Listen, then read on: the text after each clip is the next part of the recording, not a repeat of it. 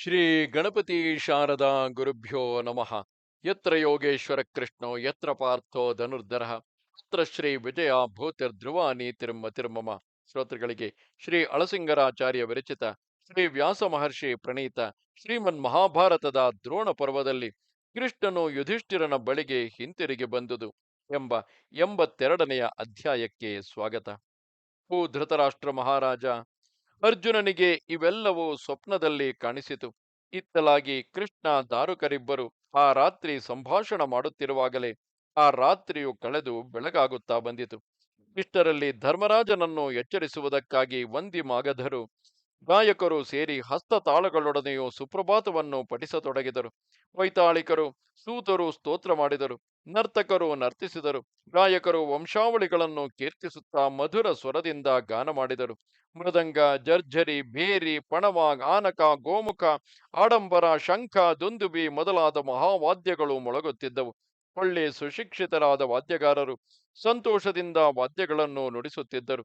ಮೇಘ ಧ್ವನಿಯಂತೆ ಗಂಭೀರವಾದ ಈ ಶಬ್ದಗಳೆಲ್ಲವೂ ಒಂದಾಗಿ ಯುಧಿಷ್ಠಿರನನ್ನು ಎಚ್ಚರಗೊಳಿಸಿದವು. ಯುಧಿಷ್ಠಿರನು ಹಾಸಿಗೆಯಿಂದೆದ್ದು ಬೆಳಗಿನ ಸಂಧ್ಯಾ ಕಾರ್ಯಗಳನ್ನು ಮುಗಿಸುವುದಕ್ಕಾಗಿ ಸ್ನಾನಗೃಹಕ್ಕೆ ಹೋದನು. ಅಲ್ಲಿ ಸ್ನಾನ ಮಾಡಿ ಶುದ್ಧರಾಗಿ ಬಿಳಿ ಬಟ್ಟೆಯನ್ನುಟ್ಟು 108 ಮಂದಿ ತರುಣ ವಯಸ್ಕರು ಜಲಪೂರ್ಣಗಳಾದ ಸುವರ್ಣ ಕುಂಭಗಳನ್ನು ಕೈಯಲ್ಲಿಟ್ಟು ಧರ್ಮರಾಜನಲ್ಲಿಗೆ ಬಂದರು. ಧರ್ಮರಾಜನು ಸ್ನಾನಕ್ಕಾಗಿ ಹಗುರವಾದ ಬಟ್ಟೆಯೊಂದನ್ನು ಉಟ್ಟುಕೊಂಡು ಭದ್ರಾಸನದಲ್ಲಿ ಕುಳಿತು ಚಂದನದಿಂದ ಸುವಾಸಿತವಾಗಿ ಔಷಧಿಗಳಿಂದ ಮಿಶ್ರವಾಗಿ ಮಂತ್ರಭೂತವಾಗಿಯೂ ಇರುವ ನೀರಿನಿಂದ ಸ್ನಾನ ಮಾಡಿದನು.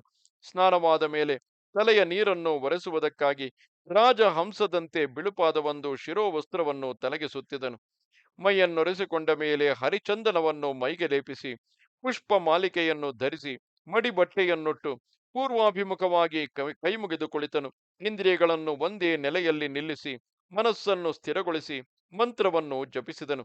ಹೀಗೆ ಜಪವನ್ನು ಮುಗಿಸಿಕೊಂಡ ಮೇಲೆ ಅಗ್ನಿಶಾಲೆಗೆ ಹೋಗಿ ಅಲ್ಲಿ ಸಮಿತ್ತುಗಳಿಂದ ಹುತವಾದ ಅಗ್ನಿಯಲ್ಲಿ ಆಹುತಿ ಮಂತ್ರಗಳಿಂದ ಹೋಮ ಮಾಡಿದನು. ಆಮೇಲೆ ಅಗ್ನಿಶಾಲೆಯನ್ನು ಬಿಟ್ಟು 2ನೆಯ ತೊಟ್ಟಿಗೆ ಬಂದನು. ಅಲ್ಲಿ ವೇದಜ್ಞರಾದ ಹಲವು ವೃದ್ಧ ಬ್ರಾಹ್ಮಣರು ನೆರೆದಿದ್ದರು. ಎಲ್ಲರೂ ಜಿತೇಂದ್ರಿಯರು, ಅಧ್ಯಯನವನ್ನು ಮುಗಿಸಿ ವ್ರತಸ್ನಾನ ಮಾಡಿದವರು, ಎಷ್ಟೋ ಅವಭೃತಗಳನ್ನು ನಡೆಸಿದವರು, ಸಾವಿರಾರು ಮಂದಿ ಶಿಷ್ಯ ಸಂಪತ್ತುಳ್ಳವರು, ಸೂರ್ಯೋಪಾಸಕರು, ಇಂತಹ 1008 ಮಂದಿ ಬ್ರಾಹ್ಮಣರು ಕೂಡಿದ್ದರು. ಯುಧಿಷ್ಠಿರನು ಅವರನ್ನೆಲ್ಲ ಪುಷ್ಪಗಳಿಂದಲೂ ಅಕ್ಷತೆಗಳಿಂದಲೂ ಅರ್ಚಿಸಿ ಅವರಿಂದ ಸ್ವಸ್ತಿವಾಚನಗಳನ್ನು ಮಾಡಿಸಿದನು. ತುಪ್ಪ, ಜೇನು, ಉತ್ತಮ ಫಲಗಳು ಇವುಗಳೊಡನೆ ಅಲ್ಲಿದ್ದ ಪ್ರತಿ ಬ್ರಾಹ್ಮಣರಿಗೂ ಒಂದೊಂದು ನಿಷ್ಕದ ಸುವರ್ಣ ನಾಣ್ಯಗಳನ್ನು ಕೊಟ್ಟನು. ಸುವರ್ಣಾಲಂಕೃತಗಳಾದ 106 ಕುದುರೆಗಳನ್ನು, ಉತ್ತಮ ವಸ್ತ್ರಗಳನ್ನು, ಇಷ್ಟ ದಕ್ಷಿಣೆಗಳನ್ನು ಕೊಟ್ಟನು. ಸಮೃದ್ಧವಾದ ಹಾಲು ಕರೆಯತಕ್ಕ ಕಪಿಲೆಗಳನ್ನು ಚಿನ್ನದ ಕೊಂಬುಗಳಿಂದಲೂ ಬೆಳ್ಳಿಯ ಗೊರಸುಗಳಿಂದಲೂ ಅಲಂಕರಿಸಿ ಕರುಗಳೊಡನೆ ಅನೇಕರಿಗೆ ದಾನ ಮಾಡಿದನು. ಸ್ವಸ್ತಿಕಗಳು, ಸೃವೆಗಳು, ಸುವರ್ಣಮಯವಾದ ಮುಚ್ಚಳವುಳ್ಳ ಅರ್ಘ್ಯ ಪಾತ್ರಗಳು, ಜಲಕುಂಭಗಳು, ಹುತ ಮಾಡಲ್ಪಟ್ಟ ಅಗ್ನಿಹೋತ್ರಗಳು, ಅಕ್ಷತ ಪಾತ್ರೆಗಳು, ಮಾದಲದ ಹಣ್ಣುಗಳು, ಗೋರೋಚನ, ಅಲಂಕೃತರಾದ ಕನ್ಯೆಯರು, ತುಪ್ಪ, ಮೊಸರು, ಜೇನು, ಶುದ್ಧವಾದ ನೀರು, ಮಂಗಳಕರವಾದ ಪಕ್ಷಿಗಳು, ಈ ಮೊದಲಾದ ಶುಭಕರಗಳಾದ ವಸ್ತುಗಳನ್ನೆಲ್ಲ ಕಣ್ಣಿಂದ ನೋಡಿ ಕೈಯಿಂದ ಸ್ಪರ್ಶಿಸಿ ಅಲ್ಲಿಂದ ಹೊರಟು ಹೊರಗಿನ ತೊಟ್ಟಿಗೆ ಬಂದನು. ಅವನು ಅಲ್ಲಿಗೆ ಬರುವಷ್ಟರಲ್ಲಿಯೇ ಪರಿಚಾರಕರು ಮುತ್ತಿನಿಂದಲೂ ವೈಡೂರ್ಯಗಳಿಂದಲೂ ಕೆತ್ತಲ್ಪಟ್ಟು ಉತ್ತಮಾಸ್ತರಣದಿಂದಲೂ ಮೇಲಾದ ಹೊದಿಕೆಯಿಂದಲೂ ಕೂಡಿದ ದಿವ್ಯಾಸನವನ್ನು ಸಿದ್ಧಪಡಿಸಿದ್ದರು. ಅಲ್ಲಿ ಕುಳ್ಳಿರುವಷ್ಟರಲ್ಲಿಯೇ ಬೇರೆ ಕೆಲವು ಪರಿಚಾರಕರು ಬೆಲೆಯುಳ್ಳ ಭೂಷಣಗಳನ್ನು ತಂದೊಪ್ಪಿಸಿದರು. ಆ ವಸ್ತ್ರಾಭರಣಗಳನ್ನೆಲ್ಲ ಧರಿಸಿ ಭದ್ರಾಸನದಲ್ಲಿ ಕುಳಿತ ಆ ಧರ್ಮರಾಜನ ರೂಪವು ತೇಜಸ್ಸು ಶತ್ರುಗಳಿಗೆ ಅಸೂಯೆಯನ್ನು ಹೆಚ್ಚಿಸುವಂತಿತ್ತು. ಅವನ ಉಭಯ ಪಾರ್ಶ್ವದಲ್ಲಿಯೂ ಪರಿಚಾರಕರು ಚಂದ್ರ ರಶ್ಮಿಯಂತೆ ಶುದ್ಧವಾಗಿ ಸುವರ್ಣ ದಂಡವುಳ್ಳ ಚಾಮರಗಳನ್ನು ಹಿಡಿದು ಬೀಸುತ್ತಿದ್ದರು. ವಂದಿ ಮಾಗಧರ ಸ್ತೋತ್ರಗಳನ್ನು, ಗಾಯಕರ ಗಾನಗಳನ್ನು ಕೇಳುತ್ತಾ ಯುಧಿಷ್ಠಿರನು ಸಂತೋಷದಿಂದಿರುತ್ತಿದ್ದನು. ಹೀಗೆ ಸ್ವಲ್ಪ ಹೊತ್ತು ಕಳೆಯುವಷ್ಟರಲ್ಲಿ ಕುದುರೆಗಳ ಗೊರಸಿನ ಧ್ವನಿಗಳೊಡನೆ ರಥನೇಮಿ ಧ್ವನಿಯು ಕಿವಿಗೆ ಕೇಳಿಸಿತು.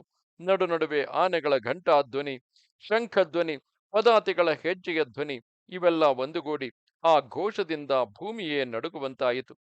ಇಷ್ಟರಲ್ಲಿಯೇ ಉತ್ತಮ ಕುಂಡಲಗಳಿಂದ ಅಲಂಕೃತನಾಗಿ ಕವಚವನ್ನು ಧರಿಸಿ ಸೊಂಟಕ್ಕೆ ಕತ್ತಿಯನ್ನು ಕಟ್ಟಿದ ತರುಣ ವಯಸ್ಸುಳ್ಳ ದ್ವಾರಪಾಲಕನೊಬ್ಬನು ಧರ್ಮರಾಜನಿದ್ದ ಅಂತರ್ಗೃಹಕ್ಕೆ ಬಂದು ನೆಲಕ್ಕೆ ಮಂಡಿಯನ್ನೂರಿ ನಮಸ್ಕರಿಸಿ ಶ್ರೀಕೃಷ್ಣನು ಬರುತ್ತಿರುವ ಸಂಗತಿಯನ್ನು ತಿಳಿಸಿದನು. ಒಡನೆಯೇ ಯುಧಿಷ್ಠಿರನು, ಅದಕ್ಕಾಗಿ ಇಷ್ಟು ವಿಳಂಬ ಬೇಕೆ? ಬೇಗನೆ ಸುಖಾಗಮನವನ್ನು ಹೇಳಿ ಇಲ್ಲಿಗೆ ಕರೆತನ್ನಿರಿ. ಉತ್ತಮಾಸನವನ್ನು ಕೊಟ್ಟು ಕುಳ್ಳಿರಿಸಿರಿ ಎಂದನು. ಆಗ ದ್ವಾರಪಾಲಕರು ಕೂಡಲೇ ಕೃಷ್ಣನನ್ನು ಕರೆತಂದರು. ಯುಧಿಷ್ಠಿರನು ಕೃಷ್ಣನನ್ನು ಕರೆತಂದು ಉತ್ತಮಾಸನದಲ್ಲಿ ಕುಳ್ಳಿರಿಸಿ ಪೂಜಿಸಿದನು. ಕೃಷ್ಣನು ರಾಜನಿಂದ ಸತ್ಕೃತನಾದನು. ಇದು 82ನೆಯ ಅಧ್ಯಾಯವು. ನಮಸ್ತೆ ಶಾರದೆ ದೇವಿ, ಕಾಶ್ಮೀರ ಪುರವಾಸಿನಿ, ತ್ವಾಮಹಂ ಪ್ರಾರ್ಥೆಯೇ ನಿತ್ಯಂ, ವಿದ್ಯಾದಾನಂಚ ದೇಹಿಮೆ. ನಮಸ್ಕಾರ.